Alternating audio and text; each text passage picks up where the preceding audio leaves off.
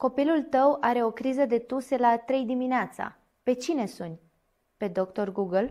Ca mamă, știi cât de repede pot apărea întrebările. De ce tușește? E normal ce văd pe piele? Ce fac acum, la ora asta? Când nu ai un pediatru constant alături, te întrebi dacă febra de azi e ceva grav sau nu. Google îți spune că poate fi orice, de la răceală la pneumonie. Prietenii îți dau sfaturi contradictorii. DirectDoc îți oferă ceea ce cauți cu adevărat. Un pediatru care să-ți expună exact ce se întâmplă și ce ai de făcut. Acum, nu mâine dimineață, nu după o noapte de nesom. Deschizi aplicația, vorbești cu pediatrul, primești răspunsurile concrete. În 15 minute știi dacă e grav sau nu, în loc să pierzi ore căutând pe internet. Un abonament DirectDoc oferit de către companii angajatorilor înseamnă acces permanent la pediatru pentru toate întrebările, toate îngrijorările, toate situațiile neprevăzute. Te ascultă, îți explică, rămâne alături de tine, zi sau noapte, în vacanță sau acasă. Cel mic e în siguranță, iar tu respiri ușurată. Pentru nopțile liniștite și diminețile fără panică, suntem aici pentru tine. Contactează-ne la office@directdoc.ro